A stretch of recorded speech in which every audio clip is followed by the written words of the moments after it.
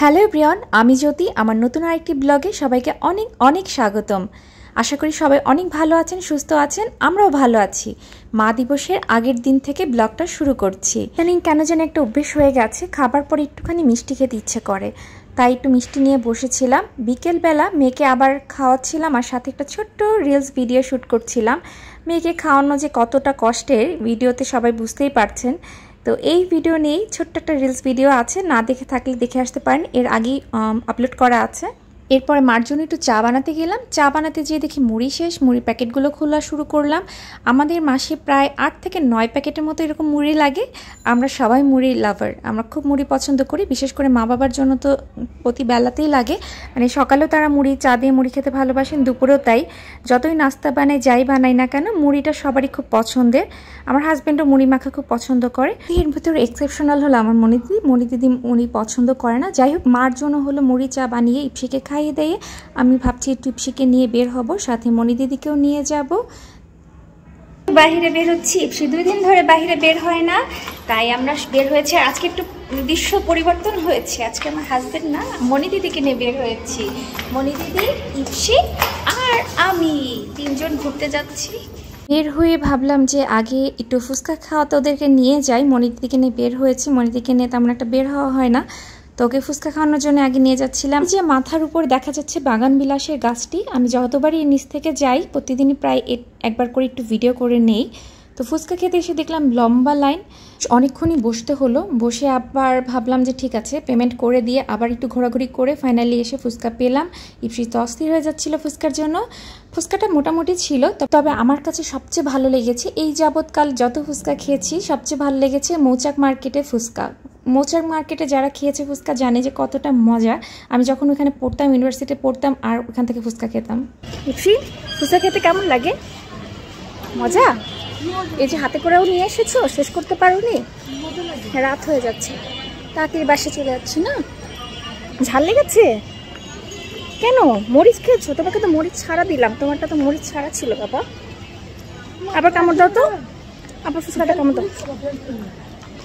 বাবা ঘুম হয়নি? চোখ খুলতে পারছো না? 10টার বেশি বাজে। দেখো বাইরে কি রোদ, ঝলমল করছে রোদ, টকটকে রোদ। একটু তাকাও তাকাও। রোদের জন্য তাকাতে পারছি না। আরে রোদের জন্য তাকাতে পারছি না মেয়েটা। 10টার বেশি বাজে বাবা, এতক্ষণ ঘুমালে কি হবে? স্কুলে যাবে না তুমি? সকালে উঠে অভ্যেস করতে হবে তো, স্কুল তো সকালে থাকবে। উঠে পড়ো। চোখ খুলেছে? এই যে মা চোখ খুলে ফেলেছে। এইখান থেকে চাবি ফেলে দিছে, এখন এই যে নিচে লোক উঠালাম, বাচ্চারা কত কষ্ট করছে।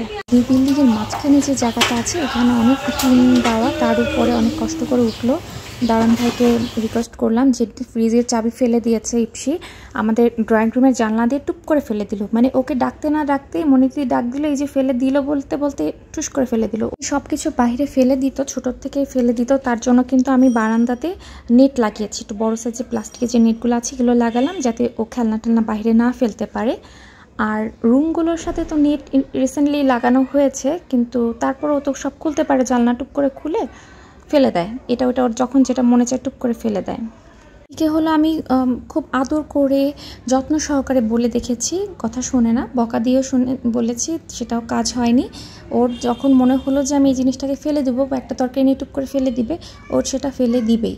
তো বাচ্চাদের আসলে এই বয়সটায়, এটা ওদের তো বোঝার বয়স না, এখনও তো যথেষ্টই অনেকটাই ছোট। তো এই জন্য আর কি আমি চেষ্টা করি যে আমরা সবাই এখন ওর হাতে কিছু নিলে মনে হচ্ছে যে ও ফেলে দিতে পারে, আমরা টুপ করে জিনিসটাকে সরিয়ে ফেলি, বা ওর মাইন্ডটাকে অন্যদিকে ডাইভার্ট করার চেষ্টা করতে হয়। আদারওয়াইজ ও হলো ফেলবেই, মানে মনস্থির করলে এটাই কাজটা করব, ঘুরে ফিরে এসে সেই কাজটা 5 মিনিট পরে হলেও এসে সেই কাজটা কিন্তু সে করে। যাই হোক, ফাইনালি হলো চাবিটা পাওয়া গেছে। ওনারা নিচে নেমে নিচে উপরে উঠে আসলে কষ্টটা করার পরে নিচের থেকে আরেক দারোয়ান বলছে যে এটা তো নিচেই পড়েছিল, মানে পাশের বিল্ডিংয়ের দেয়ালের সাইডেই পড়েছিল, চাবি রিং সহ ছিল, তো চাবির একটা লাল রঙের রিং সহ তো পেয়ে গেছে। তো যাক ফাইনালি ফ্রিজের চাবিটা পাগল, ওর জন্য ফ্রিজটাও আমাকে লক করে রেখে দিতে হয়। তো কথা বলতে বলতে কিন্তু আমি অনেকটাই রান্না আগিয়ে ফেলেছি। আমি পোলাওটা বসিয়ে দিয়েছি, এদিকে প্রেশার কুকারে মাংস মোটামুটি হয়েই গেছে। আজ হলো মা দিবস, মা দিবসের জন্য একটু স্পেশাল পোলাও মাংস রান্না করছি। মার জন্য একটু ইলিশ মাছ করব, আর সাথে একটু ভাজা ভুজা তো থাকবেই। এই তো দুপুরবেলায় রান্নাটা করছি। হাজব্যান্ডকে সকালে যা রান্না করে এগুলো ওকে অফিসে খাবার গুছিয়ে দিয়েছি, দুপুরের জন্য এগুলো বসাচ্ছি। দিবস নিয়ে আলাদাভাবে কোনো অনুষ্ঠান করা কিংবা একটু সেলিব্রেট, নিজেকে নিজে ট্রিট দেওয়া, এই কাজটা আমি গত 2বার করিনি। তো এবার আমার মনে হলো অনেক কষ্টে, অনেক ত্যাগ প্রতীক্ষার পরে আমি আমার সন্তানকে পেয়েছি, আমি মা হয়েছি। তো মা দিবসে নিজেকে নিজের ট্রিট দিতে হবে, আজকে ভালো থাকতে হবে। যার জন্য নিজেই আজকে নিজের মতো করে স্পেশালভাবে রান্না বান্না করা, কিংবা আজকে চিন্তা আছে একটু বাইরে যাব, টুকটাক একটু কেনাকাটা করব, আর শাশুড়ি মাকে একটু সুন্দর করে বেড়ে খাওয়াবো। আর আমার মা তো নেই এখানে, মাকে ভীষণ মিস করছি, মা থাকলে খুব ভালো হতো। মা দিবস আসলে মাকে আমি কখনোই পাইনি, মানে কখনই বলতে বিয়ের পরেই 10 বছরে কখনো পাওয়া হয়নি, মানে এই সময়টা ঠিক মাকে পাই না, ছুটি থাকে না এই মা দিবসে। তো এবার হলো আমি বেগুনিটা বানাবো। বেগুনিটা ক্রিস্পি করার জন্য আমি এখানে একটু বেকিং পাউডার দিই, সামান্য একটু পরিমাণে বেসনের ভিতরে বেকিং পাউডার দিই, যাতে করে বেগুনিটা এত সুন্দর ক্রিস্পি হয়, পোলাওর সাথে খেতে খুবই মজা লাগে। আমার তো শুধু শুধু বেগুনি দিয়ে ভাত খেতে খুব ভালো লাগে, মানে পোলাওর সাথে বেগুনিটা একদম খুবই মজার। তার সাথে হলো মিষ্টি কুমড়া ভাজির সাথে আমি আবার একটু চিনি অ্যাড করি, যাতে একটু মিষ্টি কুমড়া তো এমনি মিষ্টি, আর একটু মিষ্টি মিষ্টি হলে আর একটু ভালো লাগে। তো এই হলো আমার হলো পোলার সাথে ভাজা ভুজার ছোটোখাটো টিপস। খুব একটা হাঁড়ি পাতিল নষ্ট না করতে চাইলে প্রথমে এরকম বেগুনিটা ভেজে নিলে ভালো, তারপরে সেই তেলে আবার মিষ্টি কুমড়া ভেজে নিলে একটা ফ্রাই প্যানেই আমার 2টা ভাজাভাজি হয়ে গেল। বেগুনি সাধারণত অবশ্য ডুবো তেলে ভাজলেই মজা হয়, বেশি ভালো হয়, কিন্তু ফ্রাই প্যানে একটু বেশি তেল দিলে কিন্তু খারাপ হয় না, একই রকমই হয়। ডুবো তেলেরটা একটু বেশি মচমচে হয়, আর একটু ভালো হয় খেতে। তো ব্যাপার না, এভাবে আমি আগে বেগুনিটাকে ভেজে নিচ্ছি, তারপরে মিষ্টি কুমড়া ভাজবো, আর মার হলো লাস্টে হলো মাছ রান্না হয়ে গেছে। মুরগিটা আগে বসাই, দেশি মুরগি একটু হতে সময় লাগে, যার জন্য ওটাকে আগে শেষ হলে একটা বড় কাজ কমপ্লিট হয়। ভাজা পোজাতেও বেশি সময় লাগে না, আর পোলাওতে তো আরও কম সময় লাগে। হলো খেতে বসিয়ে দিয়ে এসেছি, তারা খাচ্ছেন, একসাথে গল্প করছে, খাচ্ছে। আর এদিকে হলো আমি মেয়েকে নিয়ে বেডরুমে চলে আসলাম। ওকে খাওয়াতে অনেকটা সময় লাগে, আরও চারিধারে ফেলে, তো আমার খুব বিরক্ত লাগে। পাটি বিছিয়ে ওকে পাটির উপর বসিয়ে খাওয়া দাওয়া করি, পরে আবার পাটিটা ঝেড়ে ফেলে দিই, কারণ ভাত খাওয়ানো শুরু করেছি, ভাত খাওয়াতে তার অনেক সময় লাগে। যদিও আজকে পোলাও মাংস আছে, মাংসটা মোটামুটি পছন্দ করে, আর সবজি মাছ এগুলো তো খাওয়ানোটা খুবই কষ্টসাধ্য। তো আমিও আজকে সাথে সাথে আমারও প্লেটে নিয়ে এসেছি।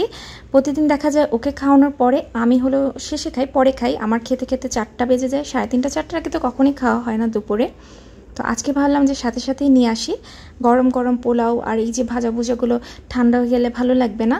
তো মা দিবসে নিজের কথাও তো একটু চিন্তা করতে হবে, মেয়েকেও খাওয়াচ্ছি, পাশে হলো আমিও একটু খেয়ে নিচ্ছি আজকে একসাথে। আজকে গরম গরম ভাবছি যে খাবারটা গরম গরমই খাবো, ঠান্ডা হওয়ার আগেই। না মাঝে মাঝে মনে হয় এমন একটা বাড়ি করা যেত, যার এক পাশে থাকবো আমি, আরেক সাইডে থাকবে আমার মা বাবা, আরেক সাইডে থাকবে আমার হাজব্যান্ডের মা বাবা। তো সবাই একসাথে, সবাই সবার মা বাবাকে কাছে পাবো। যে কোনো মা দিবস হোক, বাবা দিবস হোক, কিংবা নিজের জন্মদিন হোক, সব সময় নিজের একদম আপন জনকে কাছে পাবো। এরকমটা করতে পারলে কিন্তু বেশ ভালো হতো। বিশেষ করে কোনো অনুষ্ঠানের সময় মনে হয় যে এই সময় যদি আমার মা থাকতো, কিংবা ও মনে করে যে ওর মা যদি থাকতো, তো সব মিলিয়ে আমরা এক কাছাকাছি যদি মা বাবাকে শুধু কাছে রাখা যেত, সবচেয়ে ভালো হতো। মা দিবস, তাই মায়ের কথা মনে করে একটু আবেগী হয়ে গেলাম। যাই হোক, মেয়েকে খাইয়ে দিয়ে ঘুম পাড়িয়ে রেখেছি, আর আমি বাইরে বের হয়ে দেখলাম এত সুন্দর একটা ওয়েদার, এত সুন্দর একটা বিকেলটা এত ভালো লাগছিল। বের হলাম, একটা ছোট্ট কেক নেব, কেক নিয়ে তাড়াতাড়ি বাসায় চলে যাবো। ইপসিকে ঘুম পাড়িয়ে, ও যদি একটু শব্দ পেয়ে উঠে বসছিল, তো বললাম যে টুক করে সাউন্ড না করে আস্তে করে বেরিয়ে পড়লাম, কেকটা নিয়েই তাড়াতাড়ি চলে যাবো।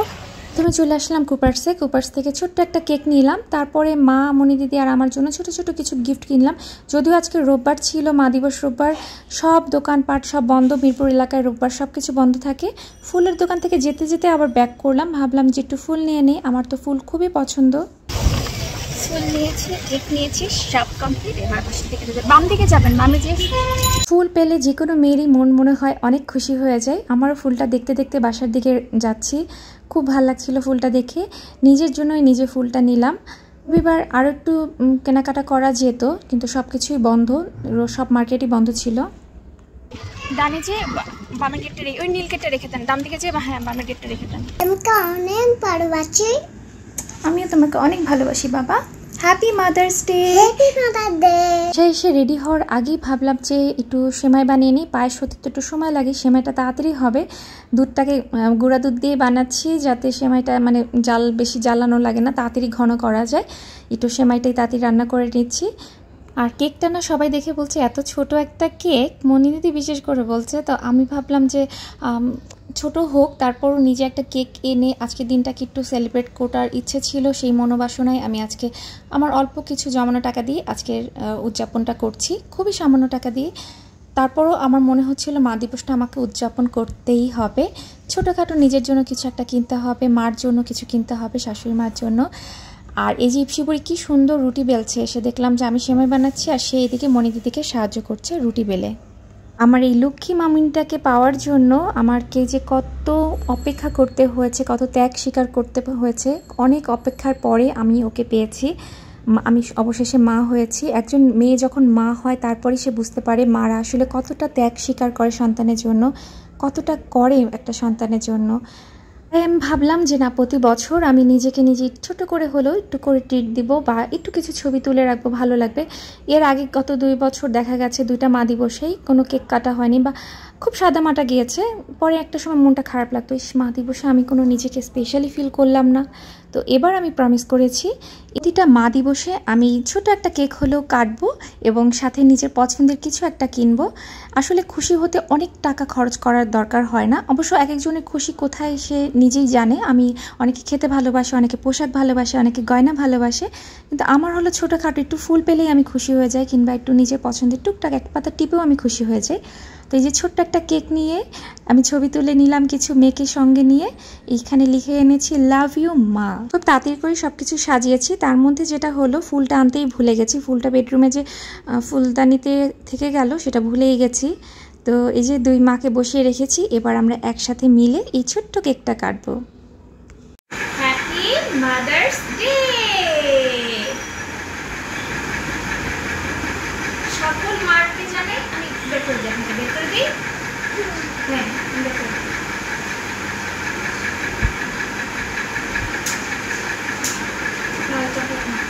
Happy mother's day. ধরো এটা ধরো। জামাই যেন বলেন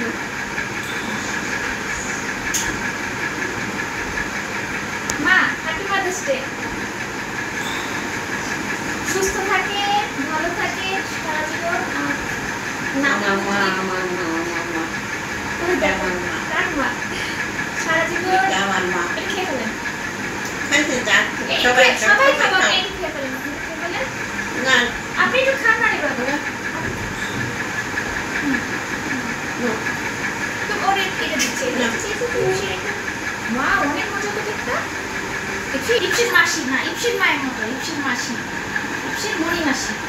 ইপসি মনি মাসিকে বলো মনি মাসি হ্যাপি মাদার্স ডে বলো। Happy mother's day, I love you, আমরা অনেক ভালোবাসি। মাসিকে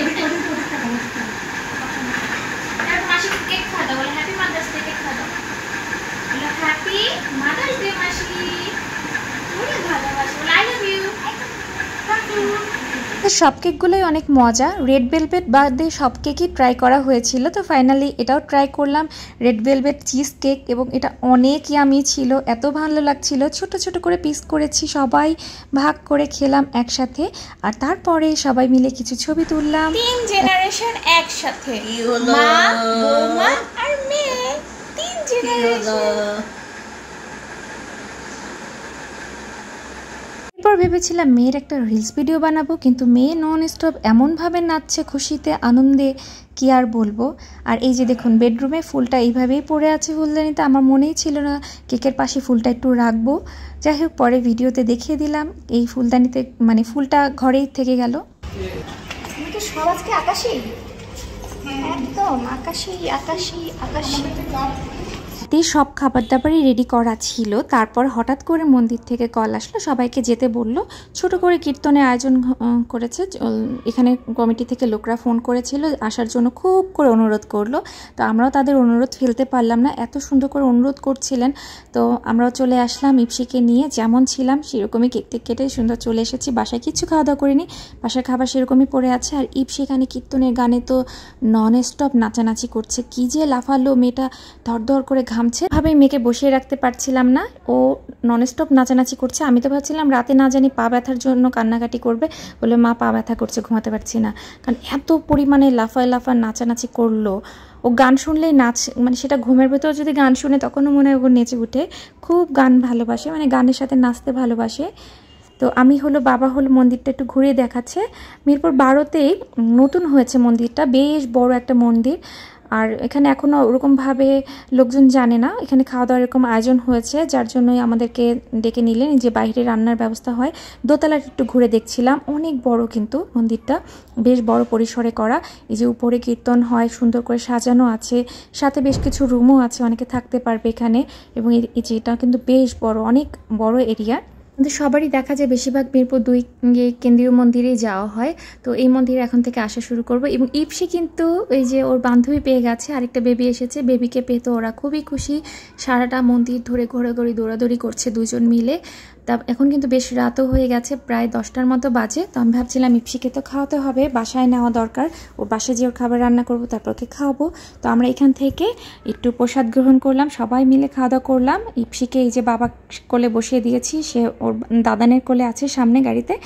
আর আমরা এই তো পিছনে সব মনি দিদিকেও নিয়ে এসেছিলাম, মাকে নিয়ে আসতে পারলাম না, মা পায়ে ব্যথায় আসতেই চাইলেন না, তো ওনার বাসায় আছে। তো আমরা বাসায় চলে যাচ্ছি। এইভাবেই আমার মা দিবসে খুব সুন্দর একটা দিন কেটে গেল। আমার মনে হয় প্রতিটা মেয়ে একটু ইচ্ছে করলেই স্পেশাল দিনগুলোতে নিজেকে একটু স্পেশাল ফিল করাতেই পারে। একটু তার জন্য দরকার ইচ্ছে, আর অল্প একটু পরিশ্রম করলেই নিজেকে আরও স্পেশাল ফিল করানো যায়।